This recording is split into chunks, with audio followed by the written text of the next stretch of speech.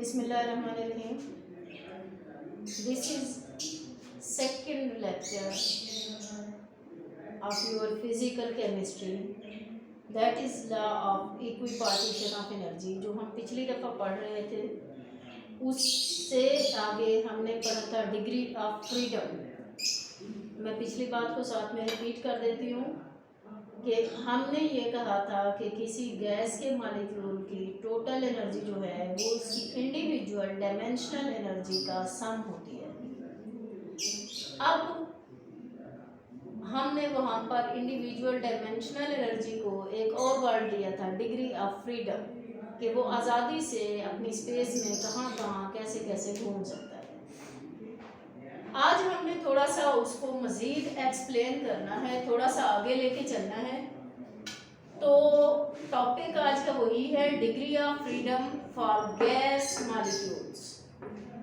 अब gas molecules जो होते हैं वो किस किस तरह से हो सकते हैं। एक गैस मॉलिक्यूल हो सकता है जनाब, आपने देखा कि सिंपल एक जैसे इनर्ट गैसेस हैं, हीलियम He, वो He2 की शक्ल में नहीं होता, सिर्फ He की शक्ल में। और इसी तरह से उसे हम क्या कहेंगे, mono atomic gas molecule. Second gas की फॉर्म कौन सी हो सकती है, O2 ऑक्सीजन डाई एटॉमिक, जिसमें दो मॉलिक्यूल्स मिलकर रह सकते हैं। थर्ड ट्राई एटॉमिक, O3 की ही शक्ल देख लें ओजोन की। आगे आ गया टेट्रा एटॉमिक, जिसमें हम फर्ज करें HNO3 को देख लेते हैं।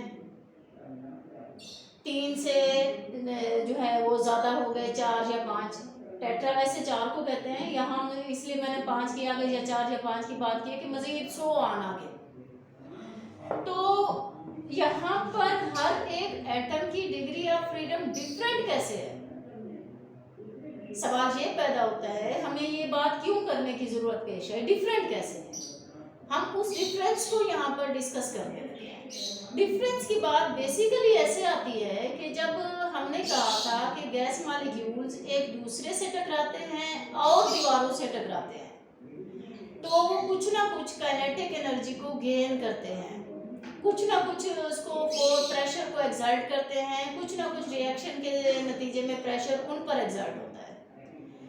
तो उसमें एक और बात आती है, जब वो एक दूसरे से टकरा रहे हैं तो आप ये देखें ना कि एक मॉलिक्यूल सिंपली जो है, हम यहाँ पर बात करते हैं कि ये बोर्ड का नीचे वाला हिस्सा सबको नज़र आ रहा है, थोड़ा सा आप इसमें देखें कि यहाँ पर एक मॉलिक्यूल इस तरह से सिंपल है, एक यहाँ पर है, ये एक दूसरे से इधर भी टकरा रहा है, ये इससे भी टकरा रहा है, ये यहाँ पर वेसल की बात से भी टकरा रहा है, ठीक है। लेकिन अब इसके बरक्स एक और वेसल में हम यहाँ पर बात करते हैं। ये जनाब एक मॉलिक्यूल इस शक्ल में है, इसकी आपस में बॉन्डिंग है, ठीक है, ये इसकी बॉन्डिंग है। और इसी तरह से चूंकि गैस है और सेम मॉलिक्यूल्स है, उसके यहाँ पर एक और भी है बॉन्डिंग। अब इसका इसके साथ टकराने का रवैया मुख्तलिफ होगा। कैसे कि वो इसके साथ भी टकरा सकता है, इसके साथ भी तो टकरा सकता है, और इसी तरह इसके ये पोर्शन टकरा सकता है, ये पोर्शन भी तो स्ट्राइक कर सकता है, इसी तरह ये वायर के साथ भी स्ट्राइक कर सकता है। तो इसका स्ट्राइकिंग पैटर्न जो है, इसका मूवमेंट का पैटर्न जो है वो डिफरेंट हो जाता है। It means they have different degree of freedom. इनको टकराने की आज़ादी जो होती है वो एटॉमिक या मॉलिक्यूलर स्ट्रक्चर चेंज होने से वो डिफरेंट हो जाती है। इसी तरह से आप 3 उसको मॉलिक्यूलर को लें, 4 मॉलिक्यूलर को लें, उसको डिफरेंट हो जाएगा, मोर कॉम्प्लिकेटेड हो जाएगा।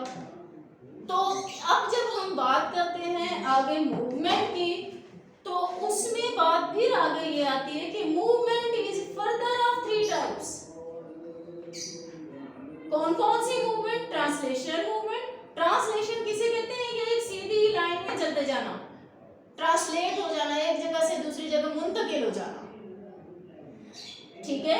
Ability to move free in space coordinates, simply उस स्पेस के कोऑर्डिनेट में एक जगह से दूसरी जगह चले जाना। सेकंड आती है रोटेशनल। रोटेशनल की क्या है कि अपने सेंटर ऑफ मास के गिर्द रोटेट करना। सेंटर ऑफ मास कैसे आएगा, सिंगल एटम का तो सेंटर ऑफ मास दरमियान में ही आएगा।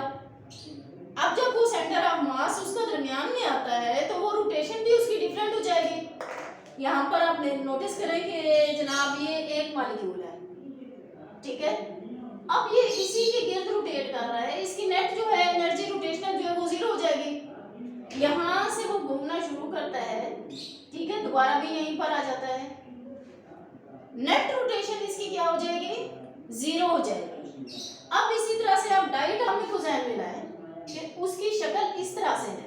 अब इसका सेंटर ऑफ मास भी तो डिफरेंट होगा ना, कभी वो सेंटर ऑफ मास इधर आ सकता है, कभी इधर आ सकता है, भारी एटम की तरफ हो सकता है, हल्के की तरफ हो सकता है।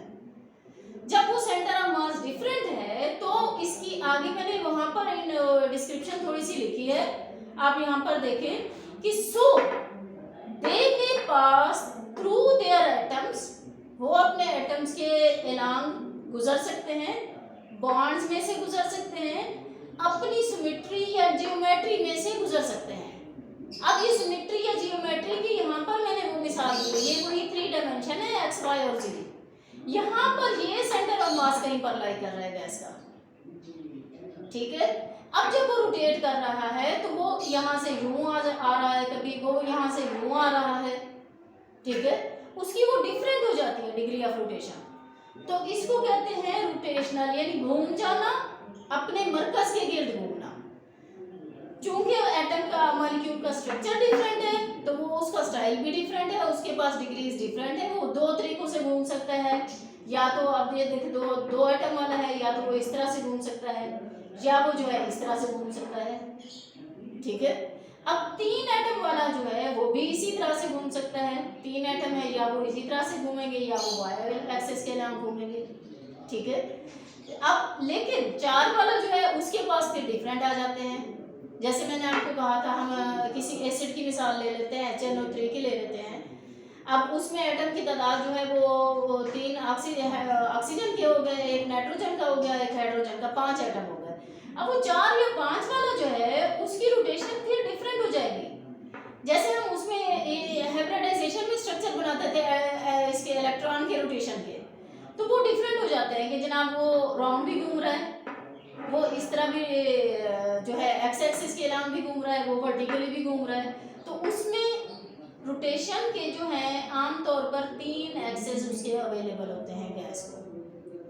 अब एक बात ध्यान में रखें, ये 3 से ज्यादा हो सकते हैं, ये भी 2 से ज्यादा हो सकते हैं, इन केस गैस का स्ट्रक्चर डिफरेंट हो। ये जो बात यहाँ पर टोटल लिखी हुई है ये आप लोगों के लिए सिंपल लीनियर गैस स्ट्रक्चर के लिए लिखी हुई है। तो लीनियर गैस स्ट्रक्चर में जो है वो रोटेशन जो है टेट्राएटॉमिक की 3 टाइम्स होगी, डायएटॉमिक की भी 2 होगी और ट्राई की भी 2 होगी। अब उसके बाद अगली बात आती है वाइब्रेशनल की। वाइब्रेशनल में क्या है कि number of unique ways the atom में show relative motion. Relative motion किसे कहते हैं, एक दूसरे के मुकाबले में, कि ये अकेला इसके मुकाबले में कैसे घूम सकता है, ये कैसे घूम सकता है, इसके साथ टकराकर उसकी मोशन कैसे चेंज हो सकती है।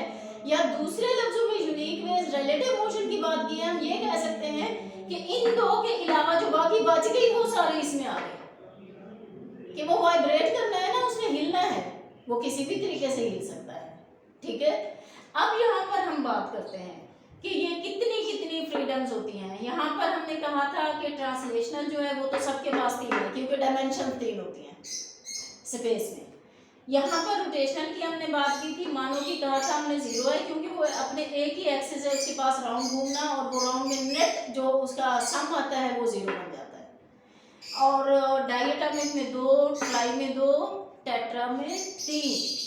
अब उसके बाद वाइब्रेशनल की बात आती है। वाइब्रेशनल जो है वो बेसिकली किस तरह से है, इसकी टोटल में से टोटल डिग्रीज ऑफ फ्रीडम। अच्छा, टोटल डिग्रीज ऑफ फ्रीडम कैसे निकालते हैं, 3 multiplied by n। n is stand for number of gas molecules, 3 stand for 3 types of motion, ठीक है, या 3 टाइप ऑफ डायमेंशंस, ठीक है। 3 डायमेंशंस को नंबर ऑफ मॉलिक्यूल से मल्टीप्लाई करेंगे तो उसकी टोटल डिग्री ऑफ फ्रीडम आ जाएगी। अब इसमें मोनोटॉमिक में चूंकि वो n 1 था, एटम 1 था, तो उसमें वो 3 है, उसमें एटम 2 है, 3 2 6, 3 3 9, 3 4 12, ठीक है। अब यहाँ पर हमने इनको तो ऑलरेडी कैलकुलेट कर लिया बेस्ड ऑन देयर स्ट्रक्चर।